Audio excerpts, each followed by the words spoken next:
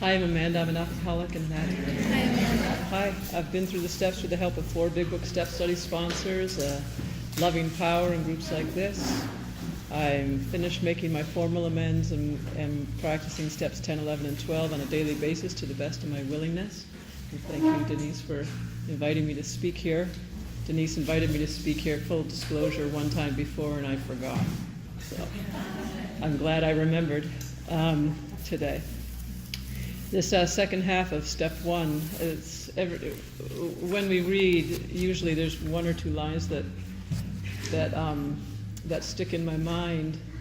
And the one here, basically, I mean, there's 2 times it's said that I can recall is that that's when I knew I had an alcoholic mind. And I can be without the substance and have an alcoholic mind. I know that now. I'm what you would call a high bottom alcoholic.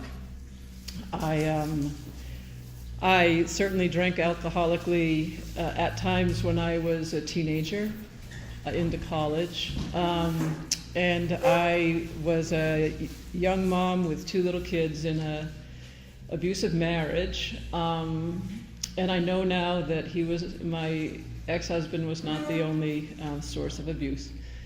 But it was scary for me, and in the middle of the day, I got the thought that, boy, a drink right now would really be great. That was in the middle of a weekday.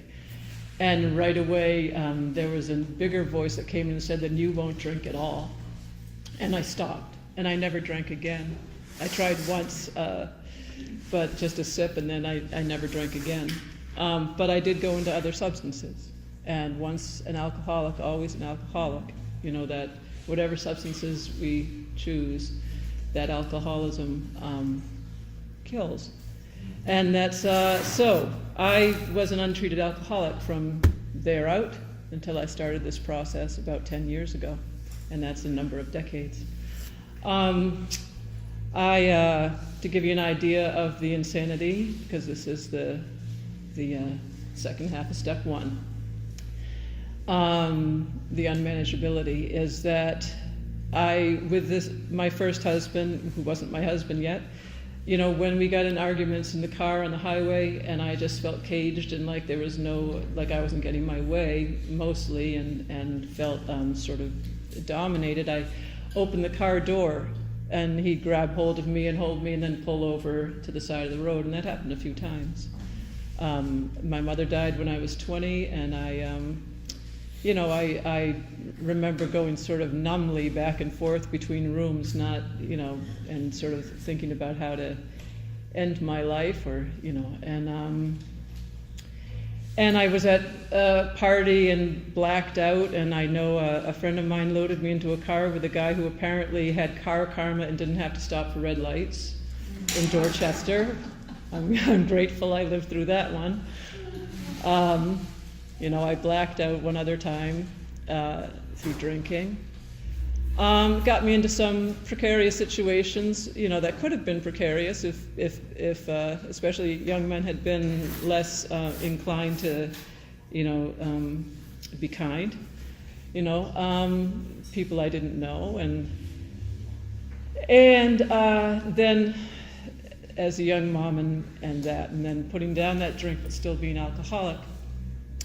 So I came into these halls when I was in my early 30s, and and it was 16 years before I came to the Big Book Step Study process, and 8 of those 16 years I said I don't need to do that.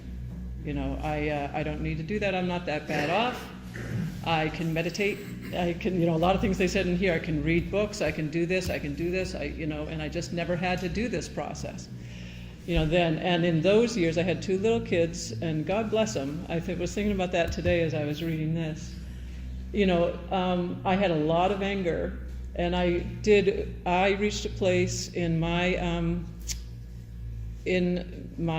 untreated alcoholism where I wanted to hurt my kids when I got angry, and I did on a couple occasions cross a line with them, and so I sought some help because I did not want to go down that road.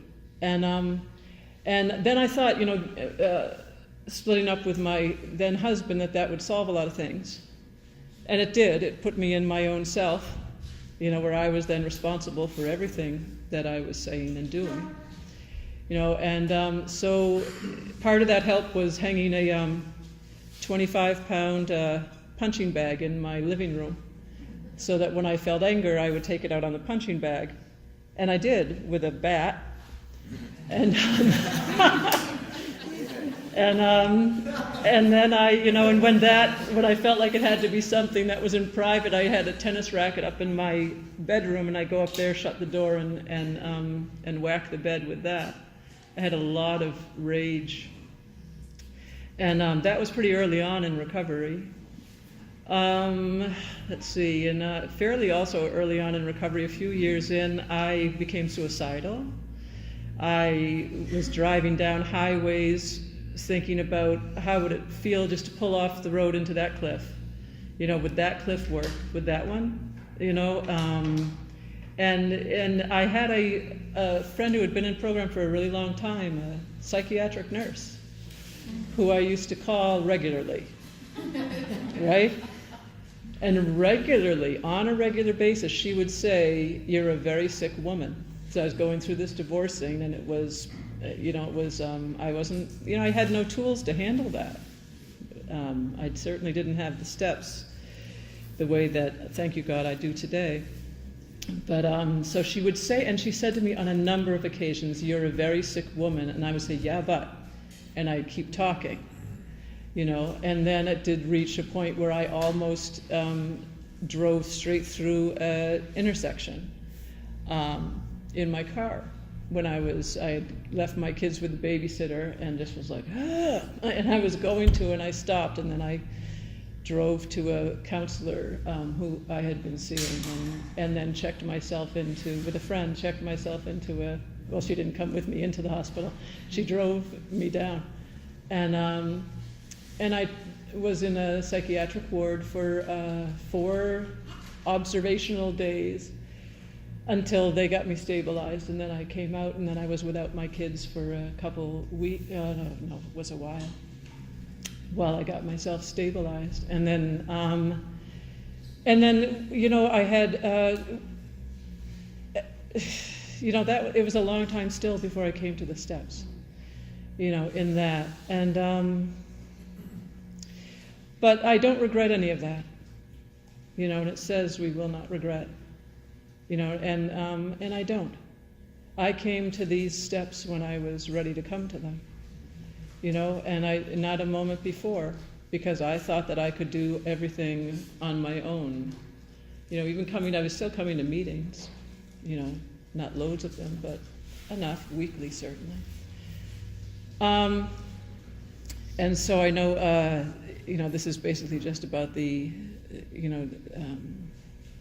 powerlessness of it and the honesty, admitting that I'm powerless over this disease.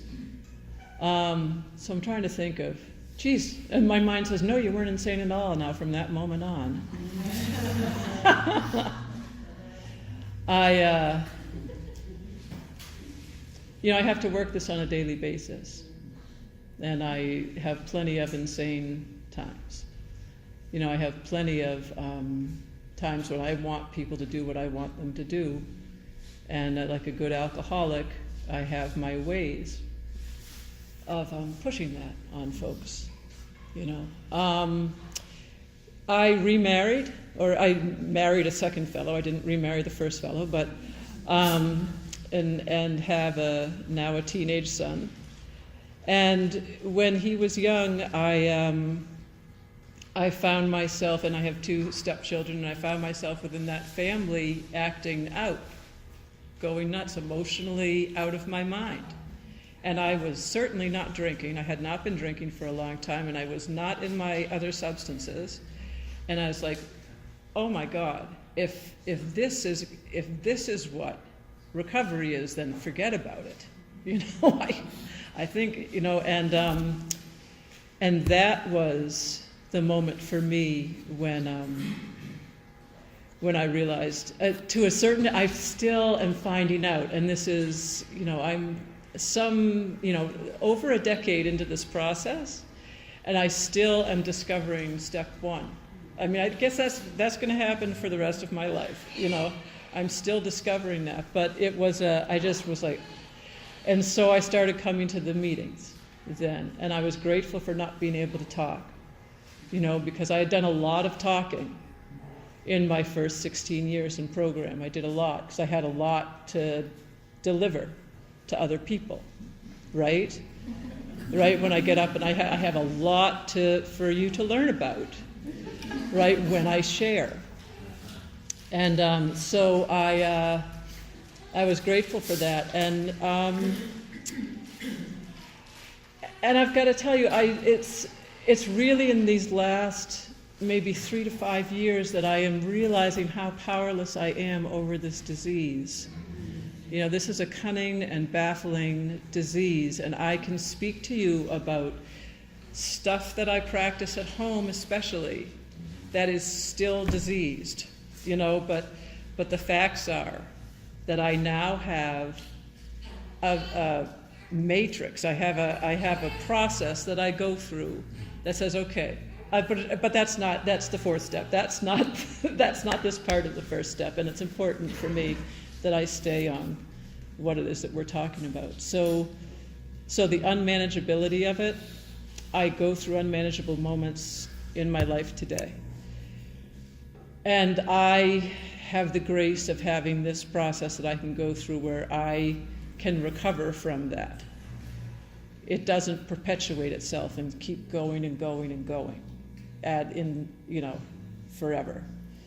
It's I have someplace and a fellowship that I can really bring that insanity to and be relieved of it, but most importantly, relieve others of it and take full responsibility for that. And that is, honest to God, it's, as we were reading and just this, kind of this time of renewal, or for some spiritual, seekers, I know how much I owe my life to this. And yes to Alcoholics Anonymous, and yes to the 12 steps, but really to this process, I owe my life. Because when I was 30, I was ready to end it. And I used to say, all I have to do is wait another 30 years and then I'm done. Well, that another 30 years comes in 2 years. And I'm like, okay, I didn't mean it, right? It's okay, if that happens, that happens. I'm, powerless over that. But I've been graced with the ability to live in moments a truly alive life. And there's nothing that compares to that. And that's it. Thanks.